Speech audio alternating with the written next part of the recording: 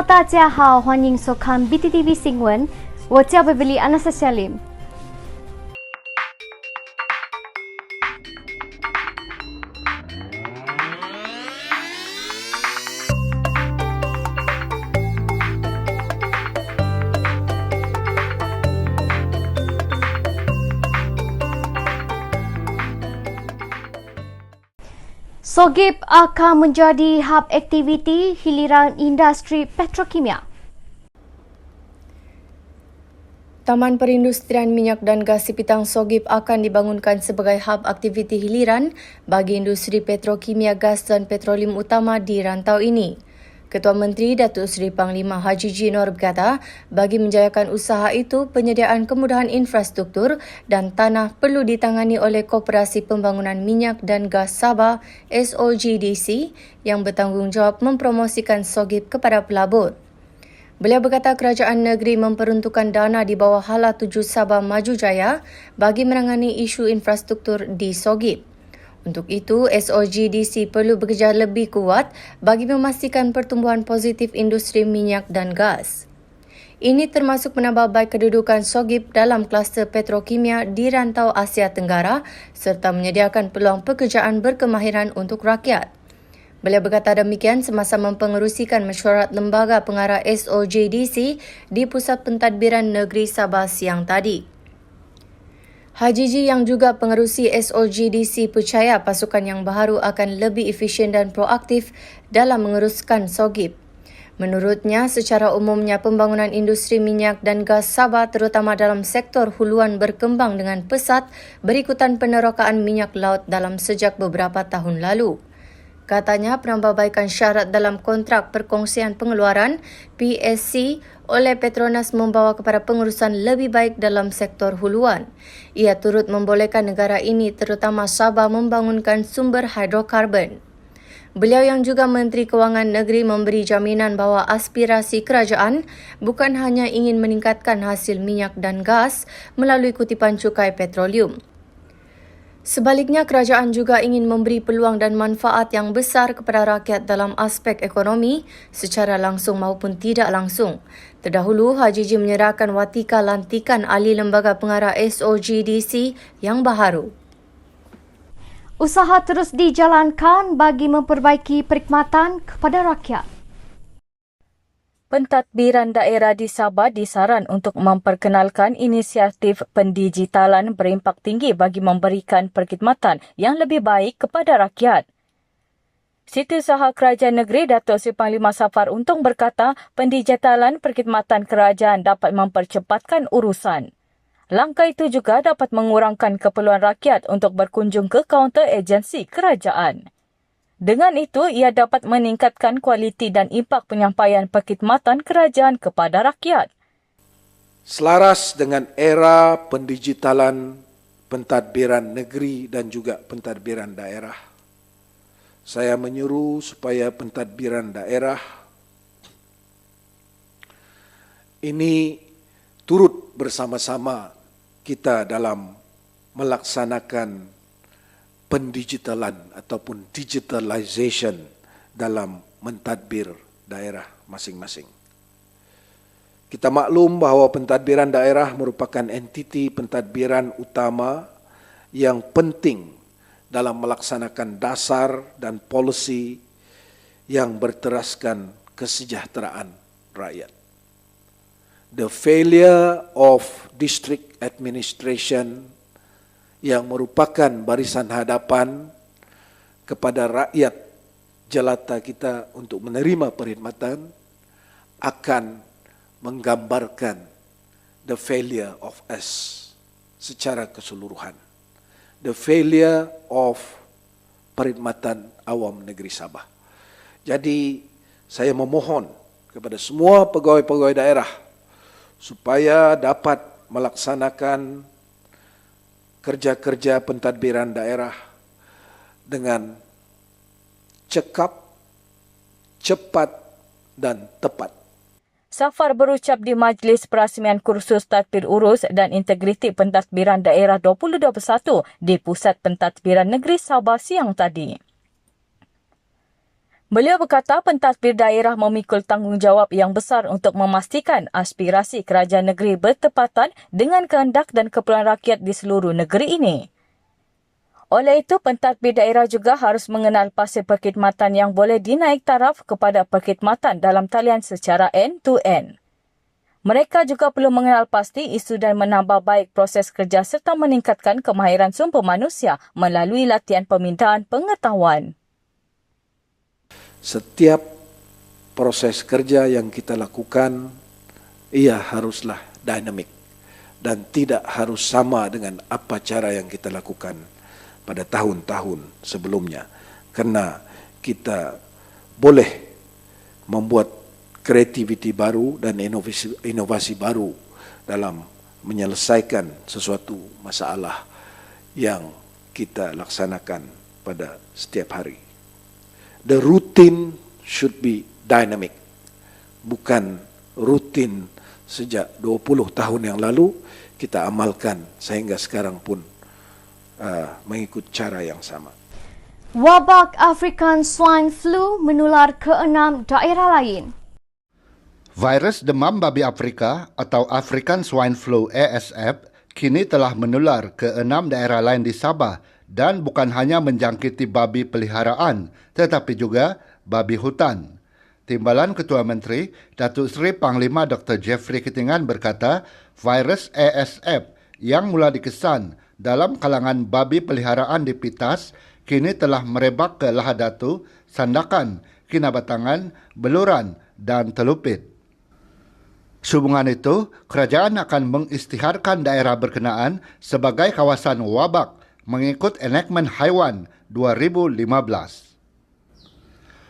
Penularan jangkitan ASF di Sabah termasuklah kes kematian seekor babi hutan di sebuah resort di Kinabatangan yang tular di media sosial minggu lalu. Jabatan Perkhidmatan Haiwan akan melaksanakan langkah kawalan menerusi Jawatan Kuasa Pengurusan Bencana Daerah. Kerajaan negeri juga akan mewujudkan Jawatan Kuasa Pengurusan Krisis Penyakit ASF yang akan dipengurusikan oleh Pengarah Jabatan Perkhidmatan Haiwan Sabah. Sementara itu, Jeffrey memberi jaminan bahawa ladang babi komersial di Tawau, Sandakan, Tenem, Papar, Tuaran dan Penampang yang membekalkan produk daging babi di Sabah masih bebas dari virus ASF. Kawasan berkenaan harus dipastikan bebas daripada ASF agar pengeluaran daging babi tempatan tidak terjejas. Katanya, walaupun ASF tidak menjangkiti manusia, ia boleh menjejaskan ekonomi dan kehidupan masyarakat. Jeffrey berkata, babi di daerah yang diisytiharkan sebagai kawasan wabak akan dilepuskan. Setakat ini, 110 ekor babi di 9 kampung yang diisytiharkan sebagai kawasan wabak telah dilupuskan. Setakat semalam, 347 sampel telah diambil daripada beberapa daerah bagi mengesan penularan virus ASF di seluruh Sabah. Sumbangan wanita perlu terus dihargai dalam usaha memartabatkan kedudukan wanita di negeri ini. Ketua Serikandi Parti Pribumi Bersatu Sabah Bersatu, Datuk Azizah Muhammad Dun berkata jasa kaum wanita dalam menjayakan urusan dalam pelbagai sektor nyata tidak boleh disangkal lagi. Kekuatan wanita dalam mengendalikan pengurusan sesebuah organisasi turut boleh dibanggakan. Untuk mengenang istimewanya kaum wanita, maka sambutan Hari Wanita Sedunia disambut setiap tahun bagi meraihkan peranan wanita dalam pelbagai bidang. Dalam satu kenyataan hari ini, Azizah berkata kewibawaan wanita tiada tandingan. Wanita juga mampu menggerakkan komuniti cemerlang khasnya dalam pembentukan model insan. Wanita sama ada ibu, isteri, guru atau kakak perlu dihargai dengan penuh kasih sayang. Ia sebagai lambang penghormatan dan peranan mereka yang sangat penting dalam kehidupan seharian. Kita ikuti laporan situasi semasa COVID-19 di Sabah. Jumlah kes baru harian COVID-19 di negara ini terus merekodkan penurunan di bawah 2,000 kes untuk hari ketiga berturut-turut dengan 1,529 kes dilaporkan hari ini. Kes positif baru di Sabah turut menurun dengan 71 kes dilaporkan hari ini berbanding 99 kes semalam, menjadikan jumlah kumulatif kini 53,557 kes. Menteri Kerajaan Tempatan dan Perumahan Datuk Seri Masidi Manjun berkata, 2 kes kematian dilaporkan hari ini iaitu di Kota Kinabalu dan Keningau. Tiada kluster baru dilaporkan di Sabah hari ini. Perintah Kawalan Pergerakan diperketatkan PKPD di Kampung Tanah Merah, Kota Marudu yang dijadualkan berakhir hari ini dilanjutkan 2 minggu lagi sehingga 22 Mac. Nabawan mencatatkan bilangan kes harian tertinggi di Sabah dengan 19 kes positif hari ini diikuti Kota Kinabalu 10 kes dan Penampang serta Putatan. Masing-masing merekodkan 7 kes. 12 daerah di Sabah tidak mencatatkan sebarang kes positif hari ini, manakala 5 daerah lagi hanya mencatatkan 1 kes. Daerah Kinabatangan bertukar dari zon merah ke zon jingga. Manakala daerah Beluran bertukar dari zon jingga ke zon kuning dan Putatan bertukar dari zon kuning ke zon jingga. 129 pesakit telah sembuh hari ini, manakala 594 pesakit sedang menjalani rawatan. Setakat hari ini, secara kumulatif 12,049 orang telah menerima suntikan vaksin di Sabah. Selaras dengan keputusan Kerajaan Negeri untuk melaksanakan Perintah Kawalan Pergerakan Pemulihan PKPP sejak 5 Mac lalu, kehadiran penjawat awam ke pejabat ditetapkan 90% pada waktu bekerja, manakala 10% dibenarkan bekerja dari rumah dengan kelulusan ketua organisasi atau jabatan. 283,785 bakul makanan telah diagihkan di bawah program bantuan prihatin COVID-19 Sabah 2.0. Penduduk yang dikenakan PKPD di Nabawan diberikan bantuan. Penduduk yang dikenakan Perintah Kawalan Pergerakan diperketatkan PKPD di Mukim Sapulut Nabawan diberikan bantuan 1,400 karton air minuman dan 500 bakul makanan. Timbalan Menteri di Jabatan Perdana Menteri Ekonomi, Datuk Arthur Kurup berkata, bantuan itu diberikan bagi memastikan semua penduduk yang dikuarantin mempunyai bekalan makanan yang mencukupi.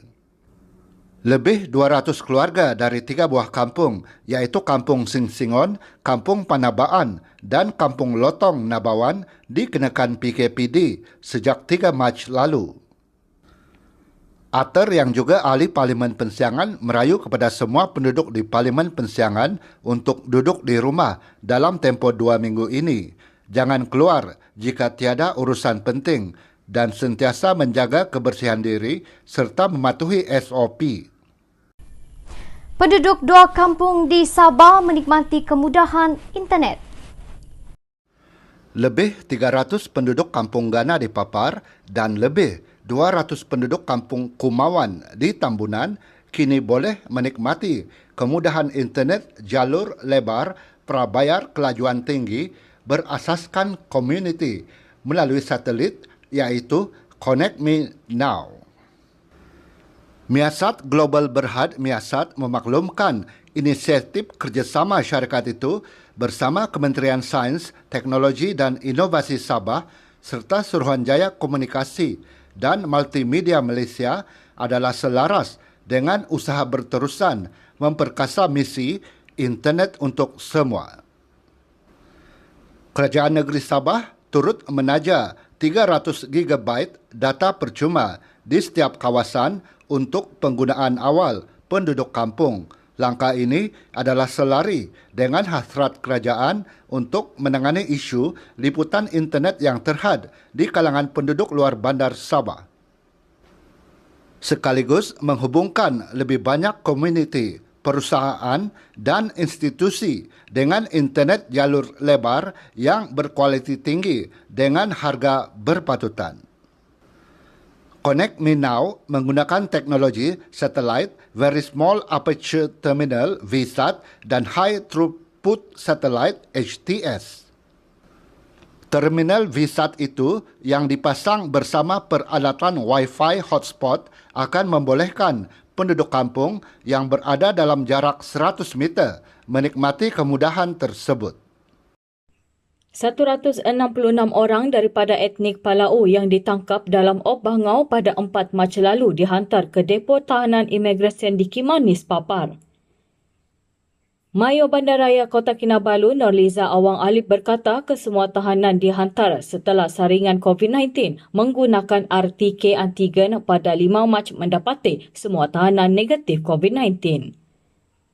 Beliau berkata dalam Op Bangau seramai 169 orang ditangkap. Mereka termasuk 59 kanak-kanak dan 16 bayi. Daripada jumlah itu, seorang dilepaskan atas nasihat Jabatan Imigresen Malaysia.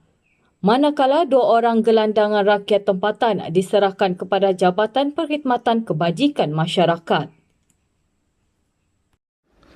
4 lelaki ditahan ketika cuba menyeludup 20 bungkus air ketum dan 11 kilogram daun ketum semasa melalui Pusat Pemeriksaan Daratan RCP Kalabakan kira-kira 3.30 petang semalam.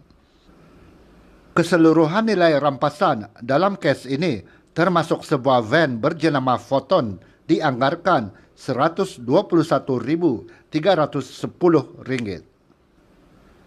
Komander Kawasan Keselamatan Khas Pantai Timur Sabah Eskom, Datuk Ahmad Fuad Osman berkata pemeriksaan itu dijalankan dengan kerjasama Batalion 14 Pasukan Gerakan AM PGA. Beliau berkata ketika kejadian, sepasukan anggota PGA yang sedang melaksanakan tugas rondaan di RCP telah menahan dan memeriksa sebuah van berwarna putih yang melalui kawasan tersebut dan berada dalam keadaan mencurigakan. Hasil pemeriksaan lanjut telah menemui 11 kilogram daun ketum dan 20 bungkusan cecair disyaki air ketum yang disembunyikan di dalam kedua-dua kotak dalam kenderaan berkenaan. Beliau berkata keempat-empat suspek termasuk pemandu van yang berumur antara 24 hingga 72 tahun ditahan untuk siasatan mengikut Seksyen 30-3 Akta Racun 1952. 晚安，再见。